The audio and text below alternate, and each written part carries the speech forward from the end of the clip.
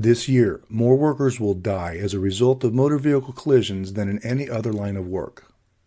Those who drive a vehicle, including their personal car or truck during the scope of normal employment, have a greater chance of dying in a motor vehicle collision.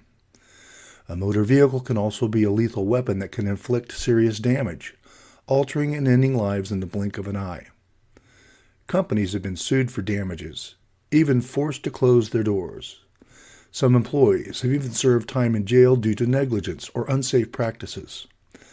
Until our society can reach an ultimate state of zero motor vehicle collisions, there will always be a need for safer driving. Motor vehicle safety continues to evolve. Although seatbelts were required in all automobiles manufactured after 1968, their use was limited. New York finally mandated them in 1984. Maine was the last state to enact compulsory seatbelt legislation in 1995, and as of 2019, New Hampshire still has no mandatory adult seatbelt use law. Motor vehicles should never be operated during the course of one's employment unless the driver and passengers are all wearing seatbelts. For many of us, our first driving instruction consisted of riding in the back seat while observing mom or dad drive. Unless they received regular, formal safety training, chances are we might have picked up a bad habit or two early on. After observing our parents and others drive as we grew up and went to school, most of us eventually took a driver education class before we finally earned our driver's license. And for the motoring public in general, that's basically where their formal driver education ended. For most drivers, the extent of their ongoing driver improvement program consists of relying on personal experience and instinct, evolvements in automobile safety design, and highway engineering improvements. Of course, some also learn the hard way by picking up a speeding ticket or two along the way. Those who operate any motor vehicle during the scope of their normal employment should continue to take periodic refresher and remedial defensive driving training, just like this program. Thank you for your participation. Let's move ahead safely. Have you ever heard people say that safe driving is just common sense?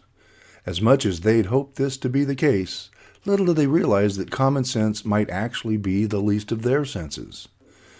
And if common sense was all it took, then everyone would be a safer driver. No one would ever make driving errors and collisions would be eliminated. A driver's common sense is actually an instinct which evolves into their sixth sense. There is no place for luck when it comes to driving defensively. And while experience can be a valuable instructor, it is especially true when it is somebody else's experience. So best learn from others. What does it take to improve one's ability and encourage the driving behavior that will ultimately lead to avoiding collisions?